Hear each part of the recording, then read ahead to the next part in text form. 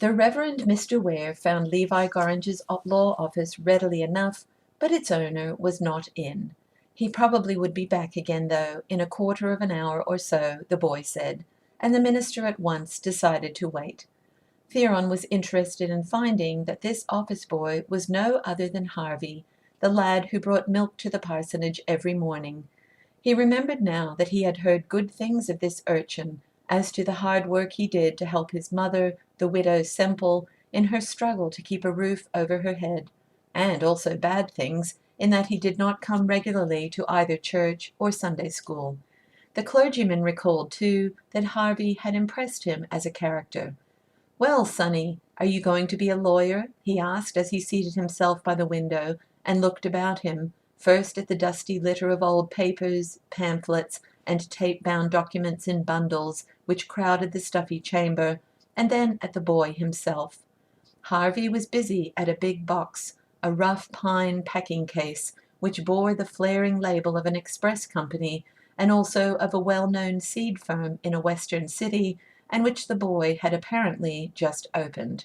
He was lifting from it and placing on the table, after he had taken off the papers and moist moss in which they were packed, small parcels of what looked in the fading light to be wilted plants. "Well, I don't know. I rather guess not," he made answer as he pursued his task. "So far as I can make out, this wouldn't be the place to start in if I was going to be a lawyer. A boy can learn here first-rate how to load cartridges and clean a gun and braid trout flies onto leaders, but I don't see much law laying around loose. Anyway," he went on, "I couldn't afford to read law and not be getting any wages. I have to earn money, you know." Theron felt that he liked the boy.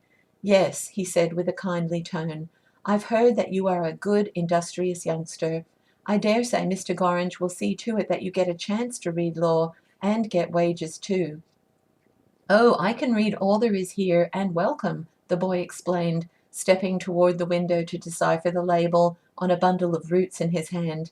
"But that's no good unless there's regular practice coming into the office all the while. That's how you learn to be a lawyer. But Gorringe doesn't have what I call a practice at all. He just sees men in the other room there, with the door shut, and whatever there is to do, he does it all himself." The minister remembered a stray hint somewhere that Mr. Gorringe was a money-lender, what was colloquially called a note-shaver.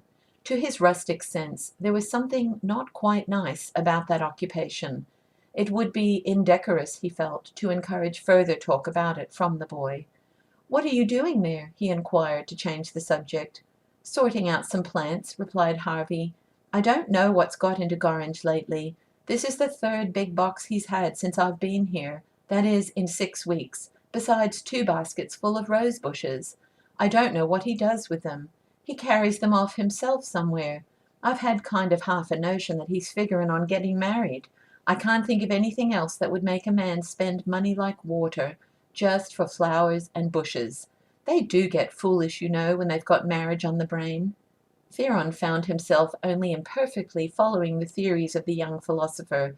It was his fact which monopolized the minister's attention. "But, as I understand it," he remarked hesitatingly, "Brother Gorringe, or rather Mr. Gorringe, gets all the plants he wants, everything he likes, from a big garden somewhere outside, near by. I don't know that it is exactly his, but I remember hearing something to that effect."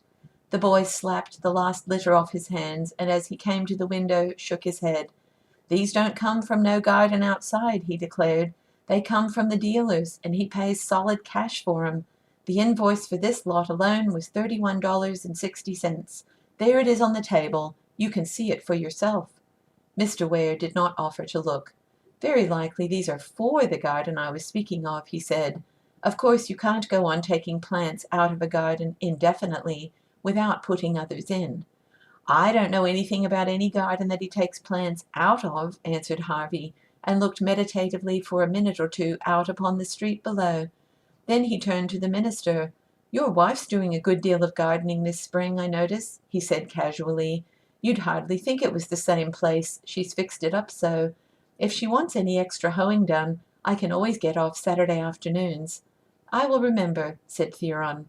He also looked out of the window, and nothing more was said until, a few moments later, Mr. Gorringe himself came in. The lawyer seemed both surprised and pleased at discovering the identity of his visitor, with whom he shook hands in almost an excess of cordiality. He spread a large newspaper over the pile of seedling plants on the table, pushed the packing box under the table with his foot, and said almost peremptorily to the boy, "You can go now." Then he turned again to Theron. "Well, Mr. Ware, I'm glad to see you," he repeated, and drew up a chair by the window. "Things are going all right with you, I hope?" Theron noted again the waving black hair, the dark skin, and the carefully trimmed moustache and chin tuft, which gave the lawyer's face a combined effect of romance and smartness. No, it was the eyes, cool, shrewd, dark gray eyes, which suggested this latter quality. The recollection of having seen one of them wink in deliberate hostility of sarcasm when those other trustees had their backs turned came mercifully at the moment to recall the young minister to his errand. "I thought I would drop in and have a chat with you," he said, getting better under way as he went on. "Quarterly Conference is only a fortnight off, and I am a good deal at sea about what is going to happen." "I'm not a church member, you know," interposed Gorringe. "That shuts me out of the Quarterly Conference." "Alas, yes," said Theron. "I wish it didn't. I'm afraid I'm not going to have any friends to spare there." "What are you afraid of?" asked the lawyer, seeming now to be wholly at his ease again. "They can't eat you." "No, they keep me too lean for that," responded Theron with a pensive smile. "I was going to ask, you know, for an increase of salary or an extra allowance. I don't see how I can go on as it is. The sum fixed by the last quarterly conference of the old year, and which I am getting now, is $100 less than my predecessor had. That isn't fair, and it isn't right. But so far from its looking as if I could get an increase, the prospect seems rather that they will make me pay for the gas and that sidewalk. I never recovered more than about half of my moving expenses, as you know, and frankly, I don't know which way to turn. It keeps me miserable all the while." "That's where you're wrong," said Mr. Gorringe. "If you let things like that worry you, you'll keep a sore skin all your life.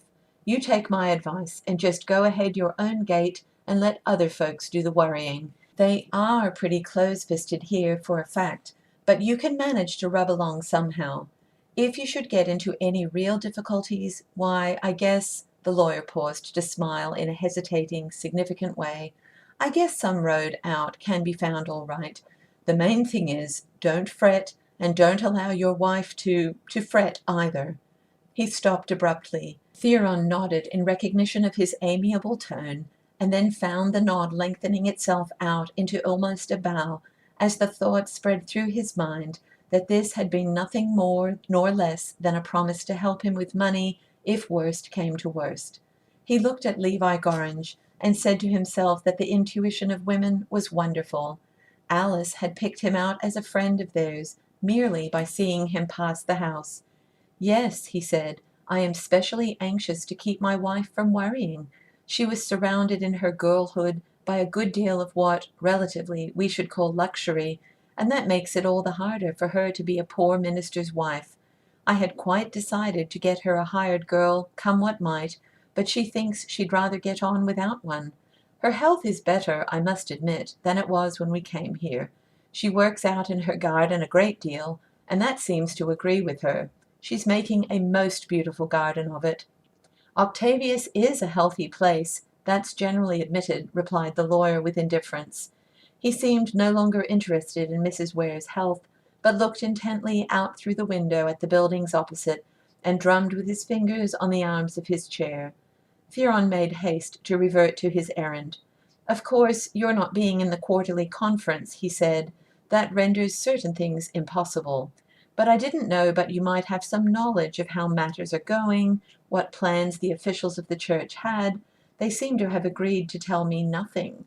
"Well, I have heard this much," responded Gorringe. "They're figuring on getting the Soulsbys here to raise the debt and kind of shake things up generally. I guess that's about as good as settled. Hadn't you heard of it?" "Not a breath," exclaimed Theron mournfully. "Well," he added upon reflection, "I'm sorry, downright sorry. The debt raiser seems to me about the lowest down thing we produce. I've heard of those Soulsbys. I think I saw him once at the conference, but I believe she is the head of the firm.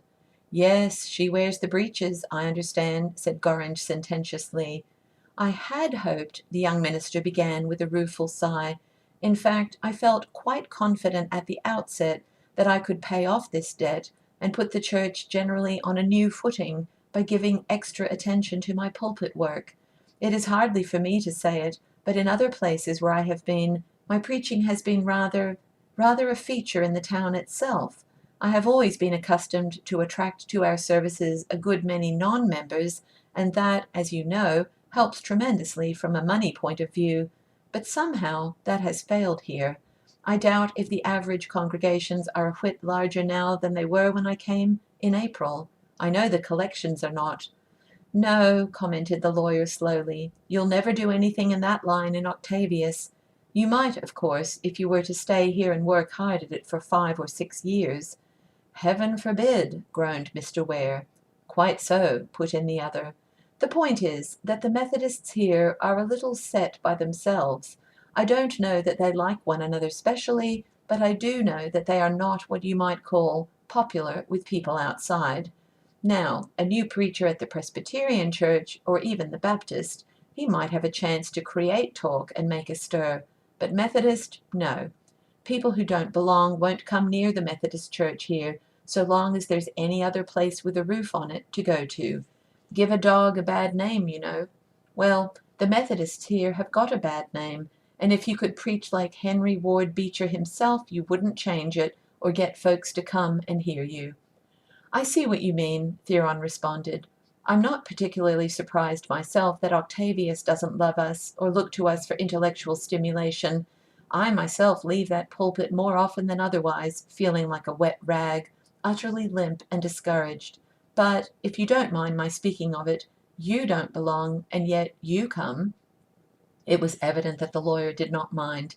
He spoke freely in reply. Oh, yes, I've got into the habit of it. I began going when I first came here, and so it grew to be natural for me to go. Then, of course, being the only lawyer you have, a considerable amount of my business is mixed up in one way or another with your membership. You see, those are really the things which settle a man in a rut and keep him there. I suppose your people were Methodists, said Theron, to fill in the pause, and that is how you originally started with us? Levi Gorringe shook his head. He leaned back, half closed his eyes, put his fingertips together, and almost smiled, as if something in retrospect pleased and moved him. No, he said, I went to the church first to see a girl who used to go there.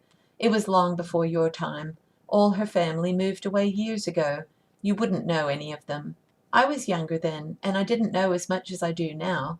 I worshipped the very ground that girl walked on, and, like a fool, I never gave her so much as a hint of it.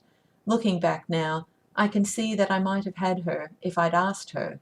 But I went instead and sat around and looked at her, at church and Sunday school and prayer meetings Thursday nights and class meetings after the sermon. She was devoted to religion and church work, and thinking it would please her, I joined the church on probation. Men can fool themselves much easier than they can other people. I actually believed at the time that I had experienced religion. I felt myself full of all sorts of awakenings of the soul and so forth. But it was really that girl. You see, I'm telling you the thing just as it was. I was very happy. I think it was the happiest time of my life. I remember there was a love feast while I was on probation, and I sat down in front right beside her, and we ate the little square chunks of bread and drank the water together, and I held one corner of her hymn book when we stood up and sang.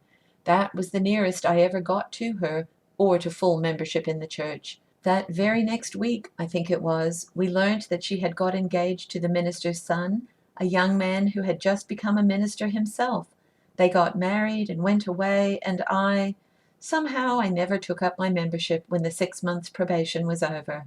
That's how it was. It is very interesting, remarked Theron softly, after a little silence, and very full of human nature. Well, now you see, said the lawyer, what I mean when I say that there hasn't been another minister here since that I should have felt like telling this story to. They wouldn't have understood it at all. They would have thought it was blasphemy for me to say straight out that what I took for experiencing religion was really a girl. But you are different. I felt that at once the first time I saw you. In a pulpit or out of it, what I like in a human being is that he should be human." "It pleases me beyond measure that you should like me, then," returned the young minister, with frank gratification shining on his face. "The world is made all the sweeter and more lovable by these elements of romance. I am not one of those who would wish to see them banished or frowned upon.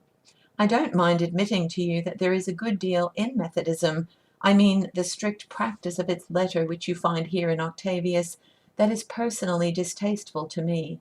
I read the other day of an English bishop who said boldly, publicly, that no modern nation could practice the principles laid down in the Sermon on the Mount and survive for 24 hours. Ha ha, that's good, laughed the lawyer. I felt that it was good too, pursued Theron. I am getting to see a great many things differently here in Octavius. Our Methodist discipline is like the Beatitudes, very helpful and beautiful if treated as spiritual suggestion, but more or less of a stumbling block if insisted upon literally. I declare, he added, sitting up in his chair, I never talked like this to a living soul before in all my life. Your confidences were contagious. The Reverend Mr. Ware rose as he spoke, and took up his hat. Must you be going? Asked the lawyer, also rising.